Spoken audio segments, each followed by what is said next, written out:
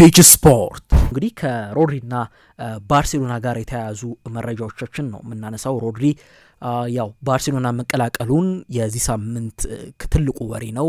በበርካታ ሚዲያዎች፣ በስፔን ሚዲያዎች ጭምር፣ በእንግሊዝ ሚዲያዎች፣ በተለያዩ ሚዲያዎች ላይ የስፖርቱ ሚዲያዎች የተቆጣጠረው ዜና እንደሆነ እናውቃለን። ሮድሪና ባርሴሎና ይህ የሮድሪን ዝውውር ስንመለከት ሮድሪ እንግዲህ ከማንቸስተር ሲቲ ከተለያየ በኋላ ወዴት ያመራል የሚለው ነገር የሚጠበቅ ነበረ። በተለይም ከማንቸስተር ሲቲ ጋር የመልቀቁ ነገር አይቀሬ ነው እየተባለ መምጣቱን ተከትሎ ይህ ተጫዋች የሚለቅ ከሆነ በተለይም ደግሞ ኮንትራቱን ለማራዘም ፍላጎት አለማሳየቱን ተከትሎ እንግዲህ የመጨረሻው ዓመቱ ላይም ስለሚገባ ማንቸስተር ሲቲም ይህን የመሰለ ተጫዋች በነጻ ስለማይለቀው በዚህ ጊዜ ወደ ሌላ ክለብ መዘዋወሩ የማይቀር እንደነበረ ያው ይታወቃልና ሪያል ማድሪድና ባርሴሎና ደግሞ ፊት ለፊት ያሉት ክለቦች ሆነው ተገኝተዋል።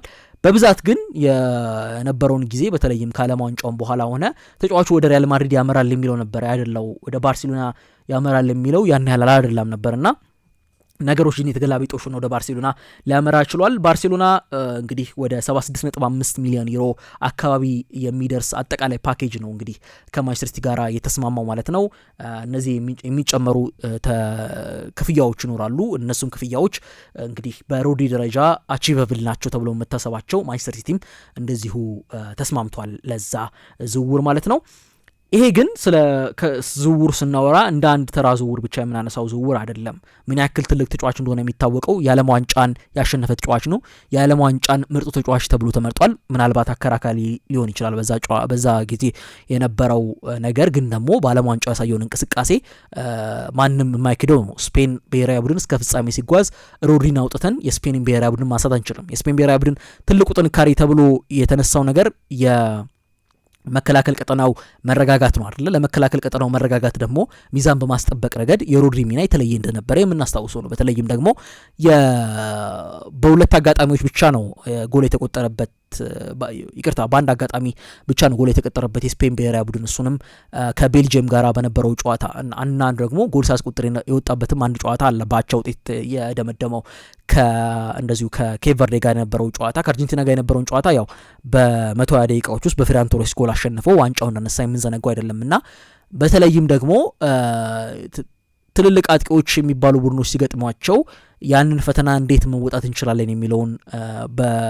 በማገዙ ረገድ የሮድሪ ሚና ትልቅ ነበረ። ሚዛን በማስጠበቅ ረገድ የነበረው ሚና የምንዘነጋው አይደለም እና ከዛ ጋር በተያያዘ የዓለም ዋንጫ አሸናፊ ተጫዋች ነው፣ የዓለም ዋንጫ ኮከብ ተጫዋች ነው እና መዘንጋት የሌለብን ነገር ደግሞ ከማንቸስተር ሲቲ ጋር ባሳየው አቋም ምክንያት የዛን ጊዜም ራሱ አከራካሪ ሊሆን ይችላል፣ ግን ምርጥ ብቃቱን ማሳየቱን የምንዘነጋው አይደለም። ባላንዶርን ያሸነፈበትን አጋጣሚ መለስ ብለን ስናስታውስ ማለት ነውና የሮድሪ ምን ያክል ትልቅ ተጫዋች እንደሆነ ማንሳት እንችላለን። እናም የዝውውር ዜናዎችን ሁሉ ቢቆጣጠር የሚገርም አይነት አይደለም። 2024ን ባላንዶር ያሸነፈም ተጫዋች እንደሆነ አንስቻለሁና ሪያል ማድሪድ እንግዲህ ለምን ተጫዋቹን ይፈልገዋል ብለን ስናነሳ ሪያል ማድሪድ በቅርብ ዓመታት ውስጥ ሁለት ሌጀንደሪ የሚባሉ አማካዮችን ያጣ ክለብ ነው። እንደ ቶኒ ክሩስ አይነት ተጫዋች በ2024 ከእግር ኳስ ራሱን በማግለሉ የተነሳ ሪያል ማድሪድ ይህን ተጫዋች አጥቶታል። ሉካ ሞድሪች ይህን ክሮሻዊ አማካይ ሪያል ማድሪድ አጥቶታል በ2025 እና እነዚህን የመሳሰሉ ተጫዋቾችን ያጣ አማካዮችን ያጣ ቡድን ነው። ለእነዚህ ተጫዋቾች ምትክ ይሆናል ብለን ደግሞ ገበያው ላይ ካየን በቀጥታ አእምሯችን ሊመጣ የሚችለው ሮድሪ ነው። ምክንያቱም ኳሊቲው አሁንም አለ። እናም ደግሞ በእድሜውም በሰል ያለ ተጫዋች ነው። በ30ዎቹ መጀመሪያ ላይ የሚገኝ ተጫዋች መሆኑን ተከትሎ በእድሜውም እንደዚሁ ያለው ኳሊቲ በሰል ያለ መሆኑን ማንሳት እንችላለን። ከዛም በተጨማሪ ደግሞ የአሸናፊነት ሜንታሊቲን አይቷል። ቻምፒዮንስ ሊግ፣ ፕሪሚየር ሊግ፣ ከዛም ብሎ ቀጥሎ ደግሞ እንደዚሁ ደግሞ የዓለም ዋንጫን ያሳካ ተጫዋች መሆኑን ስንመለከት እንዴት ለቡድኑ እንደሚያግዝ ማንሳት ይችላል እና ለሪያል ማድሪድ የሚያስፈልግ ተጫዋች መሆኑ ምንም ጥያቄ የለውም ማለት ነው። ምንም ጥያቄ የምናነሳበት ነገር አይደለም። ሚዛን በማስጠበቅ ነገር ከዚህ ቀደም ስናነሳው ነበረ። በተለይም ደግሞ ይሄ በማጥቃት ደረጃ አታኪ ማይንድድ የሆኑ አማካዮች ወደፊት በሚሄዱበት ጊዜ ያለምንም ሀሳብ እንዲያጠቁ ነው የሚያደርገው። ከጀርባችን ሮድ ያለ ብለው በነጻነት እንዲያጠቁ የሚያደርጋቸውን ሁኔታዎች የሚፈጥር አይነት ተጫዋች ነው እና ለቡድኑ እጅግ ከፍተኛ አስተዋጽኦ እንደሚያደርግ ማንሳት እንችላለን። ማድሪዶች ከመጀመሪያ ላይ እሱን ለማስፈረም እቅድ አልነበራቸውም፣ ግን ከዓለም ዋንጫው በኋላ ነው ነገሮች የተቀያየሩት። ከዓለም ዋንጫው በፊት እድሜውና የሱ ደግሞ ፊዚካል ኮንዲሽን ጥያቄ ውስጥ ገብቶ ነበር። በተለይም ሮድሪ እንደምናውቀው ይሄ አንቴሪየር ክሩሼት ሊጋሜንት ከምንለው በጣም አንዳንድ ተጫዋቾችን ወላ ሪታየር እስኪያደርጉ ድረስ ደረጃ የሚያደርስ ጉዳት እንደሆነ እናውቃለን እና ሪታየር ባያደርጉ እንኳን አንዳንድ ተጫዋቾች ከዛ ጉዳት ሲመለሱ ይሄ ከኤሲኤል ከአንቴሪየር ክሩሼት ሊጋሜንት ጉዳት ሲመለሱ እንዴት ለመጫወት እንደሚቸገሩ ማንሳት እንችላለን። ምክንያቱም ለረጅም ጊዜ ነው የሚቆዩት በጉዳት ማለት ነው። የሪከቨሪ ጊዜ አለ፣ የህክምና የትሪትመንት ጊዜ አለ፣ እንደገና የሰርጀሪም ሊኖር ይችላልና እነዚህ አይነት ነገሮች ተጨምረው አንድ ተጫዋች በኤሲኤል ጉዳት ምክንያት ለረጅም ጊዜ ከሜዳ ሊርቅ ይችላል እና ያን ወደ ሜዳ ሲመለስ ደግሞ ከዚህ ቀደም በነበረው ቴምፖ፣ ከዚህ ቀደም በነበረው የአጨዋወት ስታይል፣ ከዚህ ቀደም በሚያሳየው አቋም ለመቀጠል ሲቸገር እናያለን። ብዙ ተጫዋቾችን በዛ መንገድ ውስጥ አይተናልና እንደዚሁም ሮድሪ ላይ ጥያቄ ነበራቸው።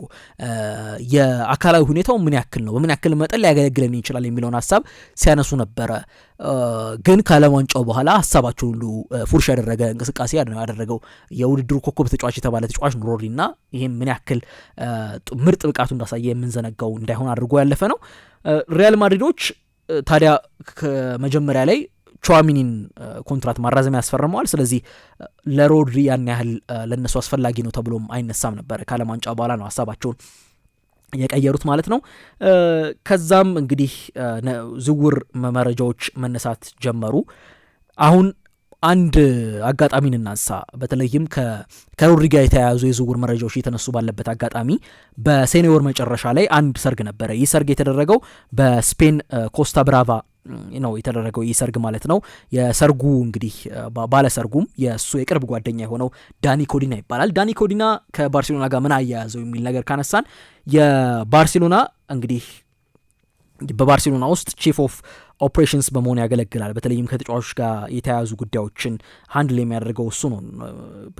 ከዚህ ቀደም ማንቸስተር ሲቲ ሰርቶ ያውቃል። የስታፍ አባል ሆኖ እንደዚሁ ሰርቶ ያውቃል እና አሁን ደግሞ ከተጫዋቾች ጋር የተያያዘውን ነገር በምን መልኩ ፕላን መደረግ አለበት፣ ይሄ የተጫዋቾችን ዕለታዊ እንቅስቃሴ፣ የትሬኒንግ እንቅስቃሴ፣ ተጫዋቾቹስ በምን ያክል መልኩ ይጓዛሉ፣ አኮሞዴሽን እና ሌሎች ነገሮችን ይሄ ሃንድል የሚያደርጉ ሰዎች አሉ አይደለ? እንደዚህ አይነት ሰው ነው ኮዲና ማለት ነው። ኮዲና ከዚህ ቀደም በማንቸስተር ሲቲ በሚሰራበት ወቅት ነው ሮድሪና እሱ በደንብ ቅርበታቸው የጠነከረው። ለዛም ነው በሰርጉ ላይ ተገኝቶ የነበረው ማለት ነው። ኮዲና ታዲያ ባርሴሎና አሁን ላይ በባርሴሎና ቺፍ ኦፍ ኦፕሬሽንስ ኤንድ ፕሌየር ሰርቪስስ በመሆን እያገለገለ ነው የሚገኘው። ተጫዋቾች ጋር የተያያዙ ነገሮችን በማሳለጥ የሚታወቅ ሰው ነው ማለት ነው። ታዲያ ሮድሪ በሰርጉ ላይ ታድሞ ነበርና በዛ ሰርግ ላይም ታዲያ በርካታ የማንቸስተር ሲቲ የስታፍ አባላትም እንደዚሁ ተገኝቶ እንደነበር የሚታወስ ነው። ሮድሪ ታዲያ በዛ በዝግጅት ላይ የባርሴሎናን መዝሙሮች ሲዘምር የታየበትን አጋጣሚ ሰዎች ያነሳሉና ያንን መዝሙሮች እንግዲህ የሚያሳዩ ቪዲዮዎችም እንደዚሁ ወጥተዋል።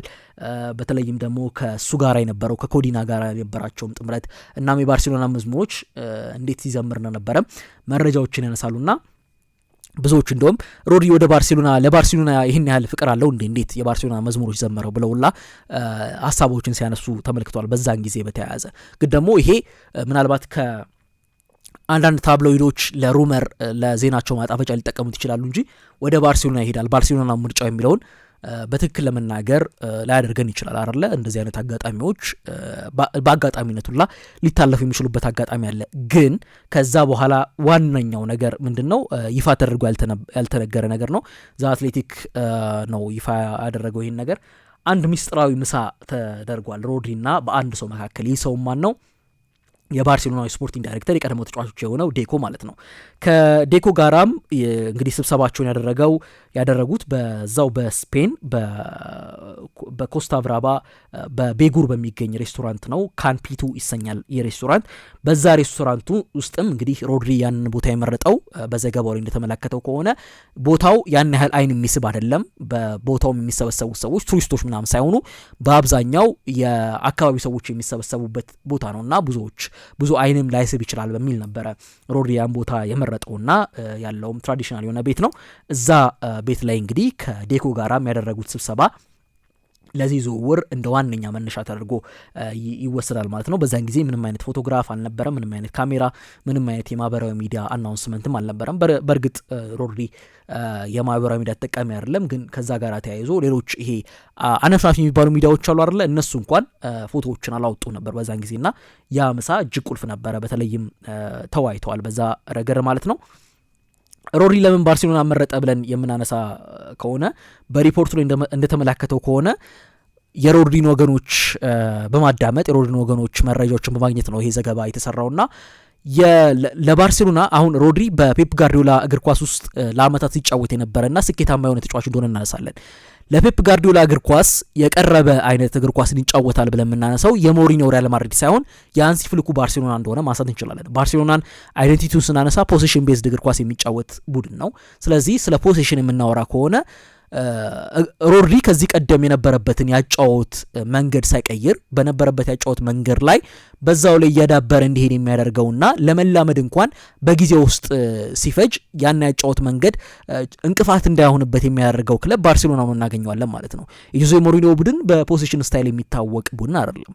በርካታ ጎሎች ሊያስቆጥር ይችላል፣ ግን ደግሞ ያን ያህል በደንብ ፖዚሽን ቤዝድ ስታይልን ለዓለም እግር ኳስ ካስተዋወቁ አሰልጣኞች መካከል ልናነሳው የምንችለው አይደለም ሞሪኖ እና በፔፕ ጋርዲዮላ ስር የነበረ ተጫዋች ነው። ይሄም ተጫዋች እንግዲህ በቀጣይ የት ብሄድ ለኔ ፕሌይንግ ስታይል የተስማማ ይሆናል የሚለውን ነው ያስቀደመው ሮድሪ ከምንም ነገር በላይ። ሮድሪ መረሳት የሌለበት ነገር እዚህ ጋር በማድሪድ የተወለደ ተጫዋች ነው እና ምን ያክል ተጽዕኖ ሊኖርበት እንደሚችል ማንሳት እንችላለን። ለሪያል ማድሪድ መጫወት ለሱ ምን ማለት እንደሆነ እንደሚችል፣ ምክንያቱም በዛ በማድሪድ ውስጥ ሲያድግ የተለያዩ ሌጀንዶች ትልልቅ ኮከቦች በዛ በሪያል ማድሪድ መለያ ለብሰው ቻምፒዮንስ ሊግን ሲያሳኩ ባላንዶር ሲበሉ ተመልክቶ ሊሆን ይችላል እና ከዛ ጋራም በተያያዘ ሪያል ማድሪድ መጫወት መፈለጉ የማይቀር ነው ብለን እናነሳ እንችላለን። ግን ደግሞ ሮድሪ እዚህ ጋር ምን አስቀድሟል? ላጫወቴ የትኛው ቡድን የተሻለ ነው የሚለውን ነገር እንዳስቀደመ ማንሳት እንችላለን ማለት ነው እና ይሄ ኮንትሮልን፣ ቴክኒካል አቢሊቲን ከዛም በተጨማሪ ደግሞ ብልሃት የተሞላበትን የቦታ አያያዝን የሚያጣምር ቡድን አይነት ለሱ አጫወት የተመረጠ እንደሆነ በማመኑ ነው ወደዛ ሄደው የሚሉ ወደዛ ለመሄድ የወሰኑ የሚሉ ሀሳቦችንም ያነሳሉ። በነገራችን ላይ ከሁለቱም አሰልጣኞች ጋር አውርቷል ሮድሪ። ከጆዜ ሞሪኒዮ ጋር አውርቷል፣ ከሃንሲ ፍሊክ ጋር አውርቷል።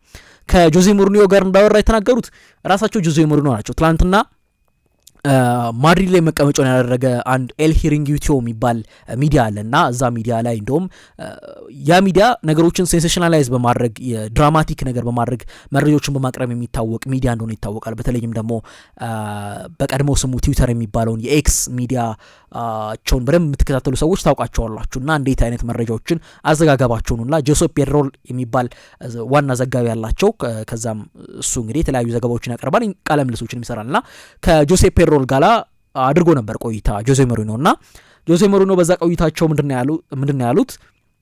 ሮድሪን አውርቼው ነበረ፣ ግን ጥርጣሬዎችን ተመልክቼበታለሁ። ሪያል ማድሪድ ለመቀላቀል ደግሞ አንድ ተጫዋች ጥርጣሬዎች ለመኖር የለበትም፣ ሁለቴ ሊያስብ አይገባም፣ ወዲያው ነው መወሰን ያለበት እና ለኛ የሚሆን ተጫዋች አይደለም፣ ሁለቴ የሚያሰበ ተጫዋች ለኛ አይሆንም ሲሉ ሀሳባቸውን ገልጸዋል እና በሪያል ማድሪድ በኩል የነበረውን ጠንካራ ፍላጎት ሁላ ማሳያ ነው ከጆዜ ሞሪኖ ጋር ንግግር ማድረጉ። በሌላ በኩል በሃንሲ ፍሊክ ጋር ስንመጣ ሃንሲ ፍሊክ ለዚህ ዝውውር መሳካት ቁልፉ ሚና ከተጫወቱ ሰዎች መካከል እናነሳቸው እንችላለን። በእርግጥ አሰልጣኝ እንደመሆናቸው ቡድኑ አሰልጣኝ እንደመሆናቸው ቁልፉ ሚና ሊጫወቱ እንደሚችሉ ግልጽ ነውና እኚህ የአሰልጣኝ ሃንሲ ፍሊክ ምንድነው በቡድናቸው ውስጥ ይሄ መሪነትን ያለው ተጫዋች የተሻለ የማሸነፍን ልምድ ያለው ተጫዋች መጨመር ይፈልጋሉ እና ከዛ ጋራም በተያያዘ ደግሞ ሮድሪ ለዚህ እንደ ምሳሌነት የሚቀርብ ተጫዋች እንደሆነ እናነሳለን። በተለይም በተከታታይ ዓመታት የሊግ ዋንጫዎችን ያሳካ ተጫዋች ነው። ከዛም በተጨማሪ ደግሞ ይሄ ቡድን ከሌሎች ቡድኖች አንጻር ስንመለከተው በአንጻሩ እድሜያቸው ዝቅ ያሉ ተጫዋቾች ያሉበት ቡድን ነው። እነ ላሚን ያማልን፣ እነ ፔድሪን፣ እነ ጋቪን ስንመለከት እድሜያቸው ዝቅ ያለ ነው። በመከላከል ቦታው ላይ ራሱ ያለው ኩባርሲ ራሱ እድሜው ዝቅ ያለ እንደሆነ እናነሳለን እና ይሄን እድሜው ዝቅተኛ የሆነውን የባርሴሎና ቡድን በመሪነት ደረጃ የሚመራው ኤክስፒሪየንስ ያለው ከዛም በተጨማሪ ደግሞ እድሜው ብቻ ከፍ ማለቱ ሳይሆን በአሸናፊነት ደረጃም እንደዚሁ በርካታ ልምዶች ያሉትን ተጫዋች መቀላቀሉ እንደሚጠቅም ያምናል ሃንሲ ፍሊክና የሮድሪን ዝውውርም እንደዚሁ የመፈለጉ ነገር በዚህ ጋር በተያያዘ ምክንያት ነው። እናም ሮድሪ ወደዚህ እንዲመጣ እንደዚሁ ሃንሲ ፍሊክም የራሱን ጫና ሲያደርግ ነበረ ማለት ነው። ባርሴሎናዎች የሮድሪን ዝውውር ለመፈጸም በሄዱበት ርቀት ከበርናንዶ ሲልቫ አጋጣሚ የተማሩ ይመስላል። በርናንዶ ሲልቫ ባርሴሎና መግባቱ አይቀሬ ይመስል ነበረ። ከተለይም ከማንቸስተር ሲቲ ጋራ የነበረውን የአመታት ቆይታ አጠናቆ ከጨረሰ ጊዜ በኋላ ወደ ባርሴሎና የመግባቱ ነገር አይቀሬ ይመስል ነበረ። ከዛም በኋላ በቃሉ ማረጋገጫ ሰጥቷቸዋል ወደ እነሱ እንደሚያመራ። ግን ደግሞ መሀል ላይ ሪያል ማድሪድ ገባና ዝውውሩን እንደጠለፈውም በርናንዶም እንደዚሁ ሀሳቡን እንደቀየረ የምናስታውሰው ነውና በሮድሪ ረገድ ይሄ እንዲፈጠር አልፈለጉም እና ነገሮችን በጥንቃቄ ነበረ ሲመረምሩ የነበሩት። ሁለቱን ይሄንን ስህተታቸውን ሁለቴ መስራት አልፈለጉም ማለት ነው። የሮድሪ ነገርም በእርግጠኝነት ለማወቅ ፈልገዋል። ስለዚህም የሮድሪ በእርግጥ እነሱን መቀላቀል ይፈልጋሉ የሚለውን ማወቅ ስለፈለጉም ነው ሰፋ ያለ ውይይት ሲያደርጉ የነበረው። በዛ በሬስቶራንቱም ውስጥ እንደዚሁ ሮድሪና ዴኮ ውይይት ሲያደርጉ የነበረው ማለት ነው። ይህንን ማረጋገጥ ከቻሉ በኋላ ነበር ወደ ማንቸስተር ሲቲ ጋር ንግግሮችን ለማድረግ የገቡት እና መጀመሪያ ሮድሪ ከነሱ ውጪ ማንም እንደማይፈልግ ማረጋገጥ ነበረባቸው።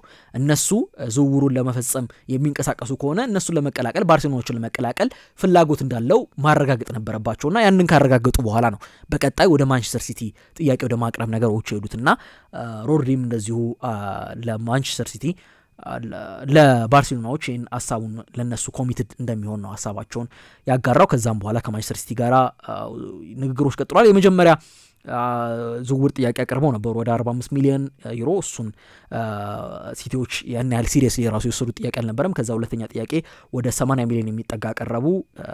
ከዛም ወደ 80 ሚሊዮን ሳይሆን ያቀረቡት ማንቸስተር ሲቲዎች ወደ 80 ሚሊዮን የሚጠጋ ወደ 80 ሚሊዮን ዩሮ ገንዘብን ይፈልጉ ነበረ። ሮድሪን ኮንትራት ማራዘም እንደማይችሉ አውቀዋል። ስለዚህ በመጨረሻ ዓመት ላይ ደርሰው በነፃ እንዲለቅ አይፈልጉም። አሁን ላይ በገንዘብ ደረጃ መጠቀም ይኖርባቸዋል እነሱም ተጫዋቾችን ስለሚያስፈርሙ። ከዛም ጋር በተያያዘ ከፋይናንሻል ፌር ፕሌይ ጋር ያለውን ነገር ራሱ ለማስተካከል የሚረዳ አይነት ዝውውር እንደሆነ ማንሳት እንችላለን። በገንዘብ ረገድ መጠቀም አለባቸው ይህን ኮከብ ተጫዋች ይጡና።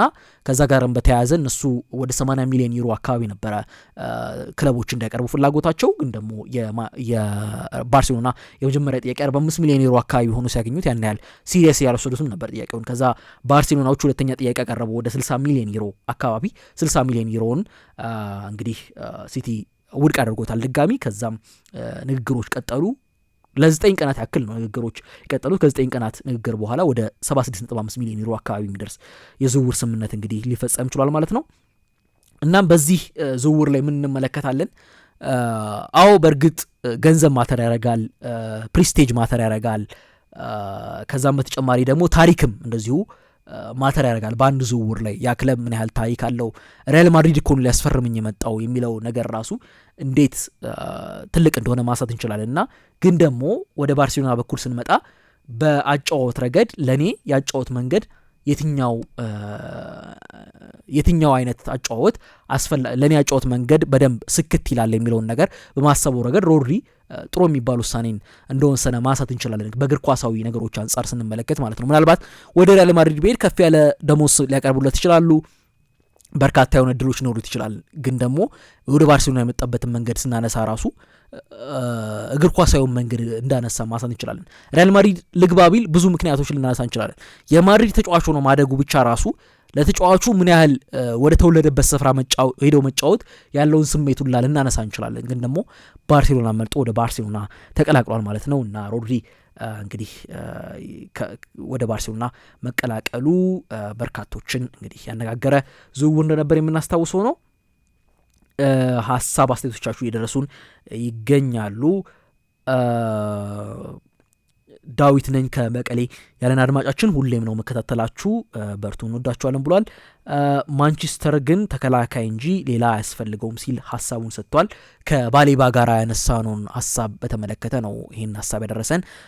ካርሎስ ባሌባን ማንቸስተር ዩናይትድ ለማስፈረም ንግግር ላይ ነው የሚለውን መረጃ ተከትሎ እንግዲህ አድማጫችን ዳዊት ከመቀሌ ማንቸስተር ተከላካይ እንጂ ሌላ አያስፈልገውም ሲል ሀሳቡን ሰጥቷል ማለት ነው። እናመሰግናለን። እናንተም እንግዲህ ሀሳቦቻችሁን አድርሱን። ያው ሌላው ወደ መጨረሻችን እየተቃረም እንገኛለን እና አንድ የመጨረሻ ሀሳቦችን ለማንሳት ያክል የፔፕ ጋርዲዮላ ዶክመንተሪ ወጥቷል እና ከሰሞኑን በዶክመንተሪዎች የተንበሸበሽ እንገኛለን። በተለይም ከእግር ኳስ ጋር በተያዙ ዶክመንተሪዎች ከዚህ ቀደም የሞሪኖ ዶክመንተሪ መውጣቱን እናስታውሳለን በኔትፍሊክስ ላይ። አሁን ደግሞ አማዞን ፕራይም ላይ እንደዚሁ የፔፕ ጋርዲዮላ ዶክመንተሪ ወጥቷል። ይሄም ከፔፕ ጋርዲዮላ እግር ኳሳዊ ማንነት ውጭ ራሱ በግላዊ ህይወቱ ምን ይመስላል ፔፕ ጋርዲዮላ የሚለውን የሚያሳይ አይነት ዶክመንተሪ ሆኖ ነው የቀረበው ማለት ነው። ዘ ቢዩቲፉል ኦብሰሽን የሚለው የፔፕ ጋርዲዮላ የቢዩቲፉል ኦብሰሽን የሚባለው የፔፕ ጋርዲዮላ ዶክመንተሪም እንግዲህ ብዙዎችን እያነጋገረ ይገኛል። በርካታ ሀሳቦች በዛ ዶክመንተሪ ላይ ተነስተውበታል። በተለይም ደግሞ ባሳለፍነው የውድድር ዘመን ማንቸስተር ሲቲ በተቸገረበት የውድድር ዘመን ላይ እንዴት ከባለቤቱ ጋር መለያየቱ እንዴት ተጽዕኖ እንደፈጠረበትም የሚያሳይ ነውና ከተጫዋቾቹ ጋር ያለው የመልበሻ ቤት ግንኙነት ምን ይመስላል የሚለውና ያልተሰሙ መረጃዎች እንደዚሁ የታየበት ዶክመንተሪ ነው።